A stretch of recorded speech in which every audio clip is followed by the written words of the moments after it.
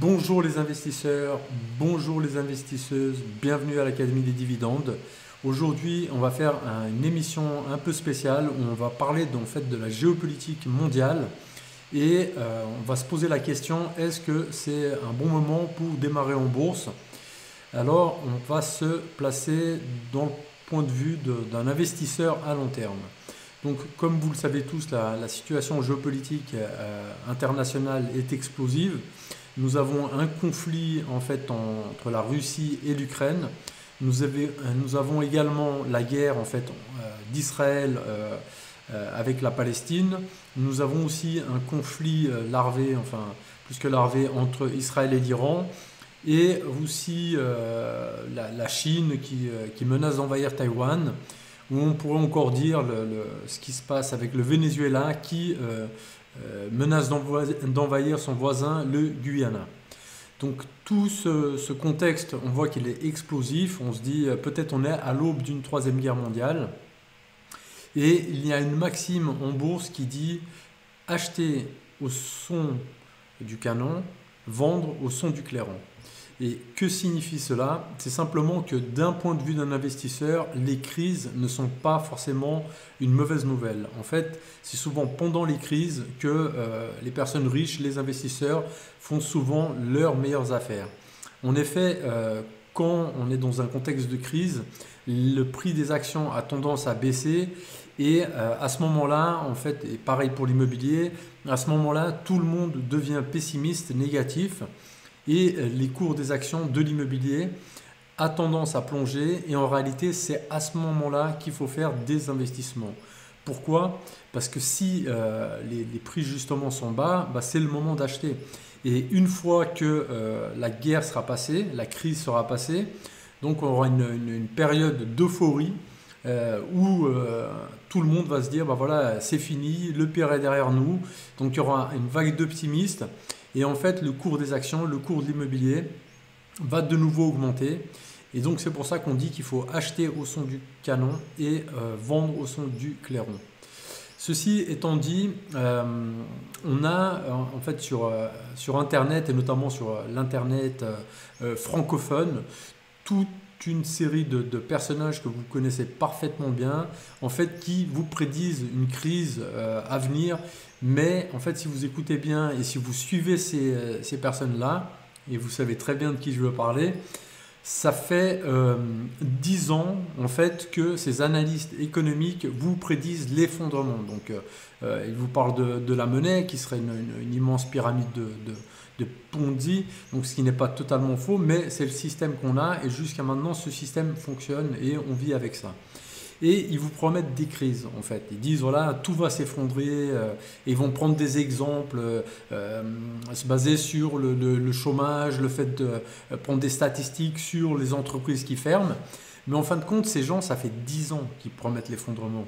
Donc en fait, sur tous ces apôtres de l'effondrement, ces apôtres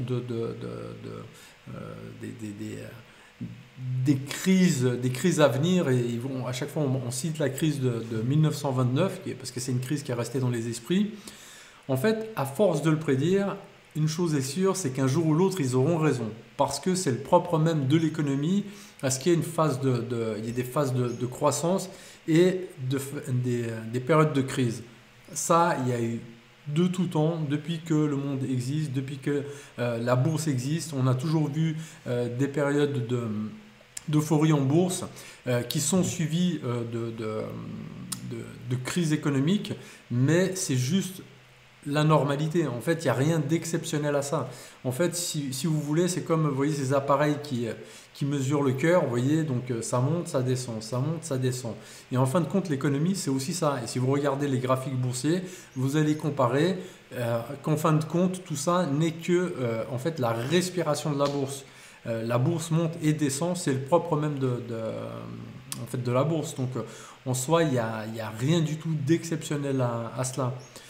Donc, pour nous, en tant qu'investisseurs et surtout en tant qu'investisseurs qui investissent à long terme, il ne faut pas du tout en fait s'inquiéter de cela.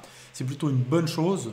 Demain, s'il y a une crise et que mon portefeuille, que les actions que j'ai en portefeuille, elles baissent, alors certes, je ne vais pas me réjouir parce qu'en fait, notre intellect, notre ego ne va pas aimer de voir nos placements en fait baisser, mais en réalité, c'est là qu'il y a les meilleures occasions, les meilleures opportunités, parce qu'en fin de compte, les actions vont se retrouver en solde et ce sera l'occasion de renforcer notre portefeuille.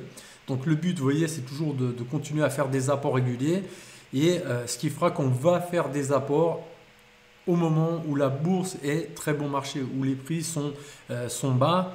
Donc c'est le meilleur moment en fin de compte pour acheter. Donc vous voyez que en soi, il n'y a pas de mauvaise période pour investir. Et justement, quand on se place dans une optique de long terme, comme moi je le fais, et surtout sur ces actions qui versent des dividendes, en fait, c'est au contraire excellent que la bourse baisse. C'est pas quelque chose, voilà, en fait, on va à l'encontre de la plupart des investisseurs. Ça veut dire que la plupart des investisseurs, des courtiers, y compris professionnels, quand la bourse baisse, ils ne peuvent pas montrer des résultats en fait à leurs clients, donc c'est très mauvais pour eux. Mais pour nous, en tant qu'investisseurs à long terme, si on se place sur une échelle de 10, de 5, 10, 15 années, 20 ans, en fait, c'est quelque chose de très bon parce qu'en fait, on va profiter de ces périodes-là pour renforcer nos positions, pour acheter des actions à un meilleur prix. Et en fin de compte, c'est ça qui va créer notre richesse parce que quand ces actions vont remonter, en fait, on va avoir d'énormes plus-values. Donc voilà, c'était pour vous dire qu'il ne faut pas trop écouter ces gens qui sont ultra pessimistes, qui promettent des crises. Alors oui, certes, ils ont raison, un jour ou l'autre, et ça c'est sûr, il y aura une crise.